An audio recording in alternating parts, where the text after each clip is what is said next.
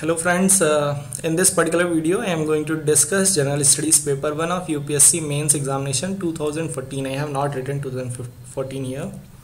Anyway, so why is necessary? Why we are doing this right now? Because I have my interview in June, and anyway before that I want to give a broad outline because the pre-examination is really close and you need to focus your studies in such a way that you are preparing for mains as well as preliminary examination.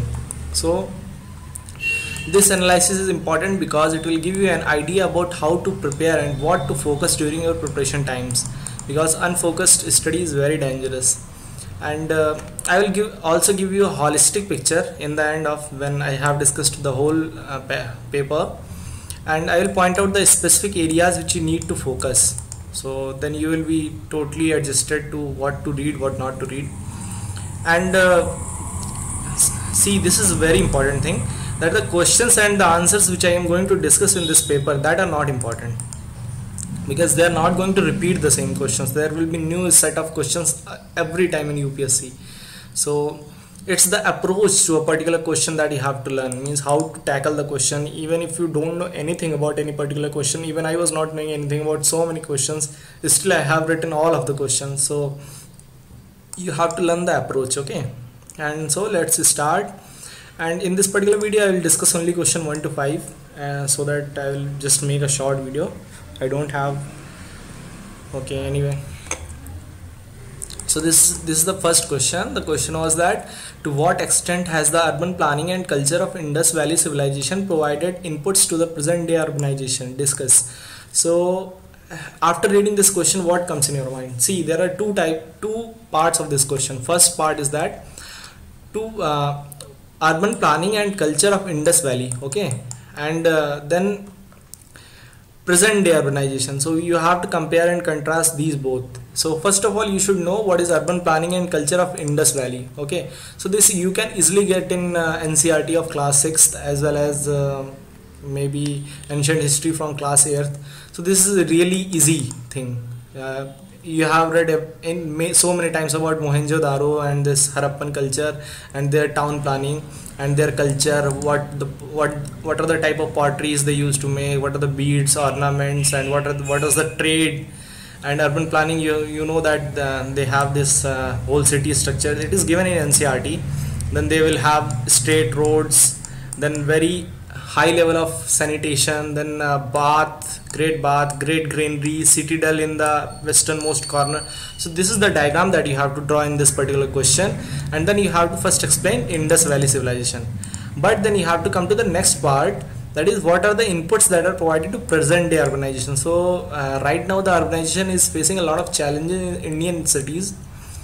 What are the challenges? Like traffic congestion, pollution, then water problems, sanitation, then slums, then so many crimes and theft. Sorry for this. So many crimes, and so you know the problems of present day urbanization. But still the present day urbanization is having a lot of inputs from Indus Valley culturally as well as urban planning. So you can use that they used baked bricks, and present day urbanization uses baked bricks. So first you have to draw this map diagram, then you have to explain this Indus Valley civilization culture as well as planning. Then you have to write that heading, that these are the inputs to present day urbanization, and then you have to give both pros and cons. Say for example, first you will give that present day also we use baked bricks. Then in today's urbanization also people have almost similar houses as that time. Then we don't have that much elaborate sanitation, so right now we are facing a lot of problems. Then you can say that planning is not that much ahead like urban Indus Valley. Maybe in Chandigarh or some areas the planning is good, but not in all parts of the India. Mostly the cities right now developing on the communication line. Say for example, this is a road and this is the main city. So now the main city won't expand like this, it will expand like this. So the cities are expanding on the lines of the communication, say for train or roads, anything. So this is how you compare and contrast. And culture wise, you can say that earlier time the trade was flourishing, in each and every parts. There were specific areas for craftsmen and making some particular areas for pottery or anything. Right now that is absent. Or you can compare the market, then compare the society, that the wars were less earlier, but right now, or the pollution was very less. Anyway, you now know how to approach. Okay, then second question is Gandhara sculpture owed as much to Romans as to Greeks. Explain. Again, you have to first explain what is Gandhara sculpture. Then you have to explain the importance of Gandhara to Romans. Okay, and then you have to means like what are the similarities, and then you have to explain Gandhara sculpture similarities with Greek sculpture. So how you have to explain it, and one more thing I want to make you clear is that when you read this English question, you always read this Hindi question. So we will read that Gandhara मूर्ति कला Roman वासियों की उतनी ही ready थी जितनी कि वह यूनानियों की थी. स्पष्ट कीजिए, मतलब उनका क्या रेट था. So first of all, what is Gandhara sculpture? You know that Gandhar was in present Afghanistan. This is India.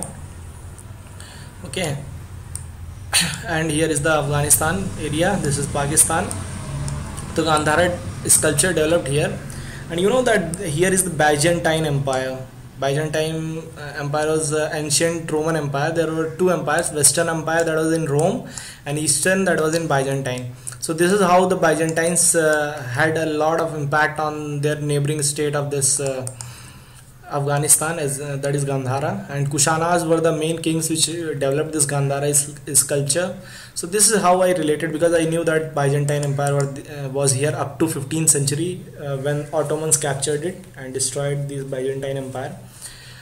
And then this explains how the Romans have their effect on this Gandhara, and then how the Greeks had the effect. So you know that Greece is here in Mediterranean somewhere, and this is say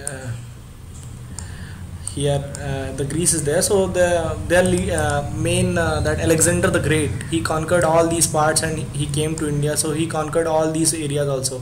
So then the Greek influence was seen in this Gandhara sculpture. So this is how you relate the Greek sculpture to the Gandhara sculpture. So this is all historical facts, and if you have good understanding and you have read the historical facts, you can explain this.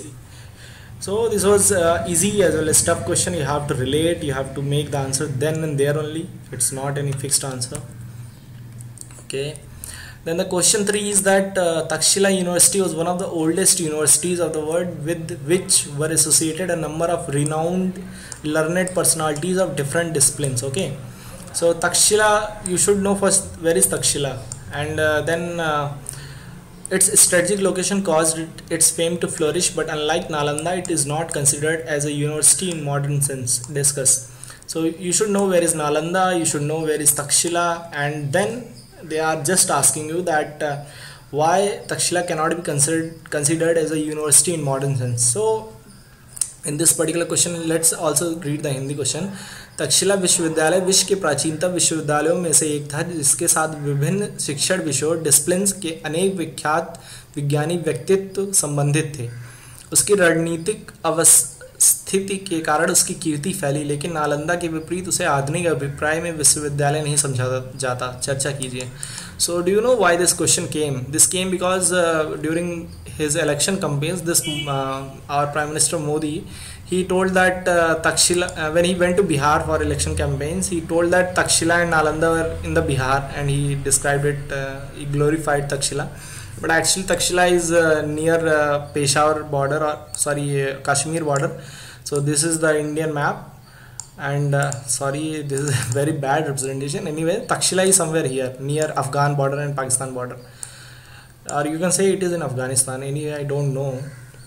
It will be north western frontier province of previous United India. So why this Takshila was strategically located? Because it was on the confluence of this India, then China, then whole Middle East, Asia, and then here's Western Asia, that is Iran, everything. So this particular point was like binding point or main strategic point for the whole region, whole Central Asia. That's why the Takshila was strategically located. And Nalanda was located in Bihar. This is the India. Here somewhere is the Bihar. So Takshila is in Bihar. sorry, Nalanda is in Bihar. Now the question, since you don't know anything about this question, I was also not knowing anything about this question, so what you can write? So you have to make the points. First of all, these things you know, that where is Takshila, where is Nalanda. So just draw the map of India as well as Afghanistan and just show that this is Nalanda, this is Takshila, and explain that why Takshila is strategically located, why it is important. And then only you come to this main question, that why it cannot be considered a university in the modern sense, because the answer is clearly given in Wikipedia, and since I know that none of us were knowing the exact answers, we have to just make up the things. So I wrote that I almost wrote similar, that Nalanda was having these residential quarters and a lot of students were studying, say for example 10,000, but Takshila was not having that much students and it was not having residential quarters. And I told that Nalanda was having a lot of research also, and maybe Takshila was missing that. So this is totally make up answer, and you can write it or you can leave it. It's totally upon you. But the thing is that if you just make this diagram and show these things, these are very rudimentary things, but still you have to somehow to show that you know something about the question. So that way maybe even if you get 2 marks, that will be good. Okay. Then the fourth question is the third battle of Panipat was fought in 1761. Why were so many empire-shaking battles fought at Panipat? So this question again is something different. It is not asking you what was the third battle of Panipat and why it was fought. That is not the question. The question is that why only in Panipat so many battles were fought. So this is again tricky question. You have to apply your mind, you have to show the presence of mind then and there only. So you can also read it in Hindi. Actually you should always that Panipat का तीसरा युद्ध 1761 में लड़ा गया था. क्या कारण है कि इतनी अधिक साम्राज्य प्रकंपी लड़ाई पानीपत में लड़ी गई थी? तो यहाँ पे एक ये वर्ड है साम्राज्य प्रकंपी, that is empire shaking battles, means they were huge battles. And why only in Panipat? So then and there you have to apply the logic. And anyway, this third battle of Panipat, even this I was not knowing that which this battle was fought between whom. So I just deducted made some logic and told that it was between Afghan invaders and Marathas, and it is correct actually. I don't remember the facts, I do it with logic. But anyway, in this question you have to just make this diagram that okay, this is India. I can draw it better with mouse, I cannot draw that. So here is the Panipat. You should know where is Panipat. This is Delhi. This is the main capital city for many empires, and this is Panipat. Okay, and here a lot of mountains are there, and there are a lot of passes through which invading armies used to come inside the India from this Middle Eastern or Middle East Asia, sorry, Central Asia, that is Afghanistan, Iran, and all those invading armies. They always used to come from these passes or darras, and then they used to invade Kashmir, and then they used to come in the flat plains of Punjab and Haryana. And you know that there is a huge desert here, Thar desert, so they cannot come from here because it is their horses will die due to that thirsty, and they won't get any provisions. And here the warring tribes of Rajputs were living, who were very like well in fighting, so this was not a good choice to come from here. But if they want to capture these rich areas of this plain areas of Uttar Pradesh, Delhi, Haryana, Punjab or Bengal, they have to just invade and capture Delhi, that's it. So now the armies are coming from here, and if they will come here in Delhi, they can cut all the supply lines around the whole city, and they can capture easily the Delhi. They will lead the local army to starvation. So anyway, the thing is that when the invading armies were coming, so the news spread here, and whoever was the biggest power in that area, he will send his army here, and almost all the army will be mobilized, and they will most probably meet here in Panipat only, or not even in Panipat, but in the whole region. There are a lot of battles fought even in the whole area. So this is the reason that invading armies will come here, and since the defenders don't want to fight the fight on their own gate, so they will send their own armies and they will meet somewhere in middle. that is in Haryana. This is the main reason why in Panipat many battles were fought. And then you can add some points like there was a large planar area, so big armies can fight with each other easily, and then the defense establishments could be created near the river boundaries like Satluj and Byas, and so many rivers are there, so you can have that defense equipments already established there in order to fight a good war, or they can have a lot of strategy in Panipat. So this is the reason. These are some of the reasons you have to make up, and you have to draw this simple diagram. That's it. So you will get a good enough marks. Okay, then question 5, coming to it, that Sufis and medical mystic saints fail to modify either the religious ideas and practices or the outward structure of Hindu-Muslim societies to any appreciable extent. Comment. So again, this question is you can easily answer it if you have read the history books of NCERT. They have discussed a lot about Sufis and their whole way of living, or what they used to teach. But the question is not about what are Sufis and how they used to teach or what is their teachings. Actually, the question is that why they fail to modify the religious ideas and practices or the outward structure of Hindu-Muslim society. Do you know that what is the outward structure of Hindu-Muslim society? There are a lot of structures. Say for example, this casteism in the Hinduism, then Sati Pratha, then Orthodox means Yagya Puja and all those things, and then Yajman Bhoj, or means Bhoj at the time of death, then extravagant marriage, then Dahej Pratha, and there are so many things. Parda. In Muslim, talaq, that is the way of divorce, polygamy, then low level of education, or then too much rigidity in their religion, or treating other religions as kafir or something like that. So these are some of the outward structures in these societies which are bad actually, and Sufis are not able to change it. So this is the question, that why they were not able to change it. So you have to write these outward structures first. That first you have to write that what is Sufi, and what means what are the Sufis and what is their main criteria of, means like how they used to influence other people. So the Sufis were like mystics, and they were having this love with God, and they used to means propagate their message by in the local vernacular languages, that is means local language. Like say for example, in UP they will speak in Hindi, or in Maharashtra they will speak in Marathi, or in Rajasthan they will use Rajasthani. So that way the people were able to join with them, and they were not that much rigid, and so the Hindus and Muslims both were attracted to them. But the thing was that Sufis were not forcing anyone to do anything, do their bidding. They were just teaching them love, or means like music, or devotion to God and those things. And they were not focused on rectifying these mistakes at all. So their main aim was that you have to transform yourself, you have to become lovable with God, that's it. So you can read more about this in NCERT actually. But the thing is that the question, what is the question, that why they were not able to change the outward structure. So this is where you have to focus. Even in Hindi we can read that Sufi or Madhikaलीन रहस्यवादी सिद्ध पुरुष संत, रहस्यवादी सिद्ध पुरुष हिंदू मुसलमान समाजों के धार्मिक विचारों और रीतियों को या उनकी बाह्य संरचना को पर्याप्त सीमा तक रूपांतरित करने में विफल रहे. टिप्पणी कीजिए. ये here you can see that पर्याप्त सीमा तक means they were able to influence a little but not too much. So you have to tippadi means comment. You can go in both way, that they were able to maintain this, or they were able to improve this, but they were not able to improve this. So say for example, they increase the Hindu-Muslim unity and love between society and brotherhood, and they removed the social tensions, and those things are the positives. But the negatives are that they are not able to influence these orthodox ideas of Hinduism as well as Muslims.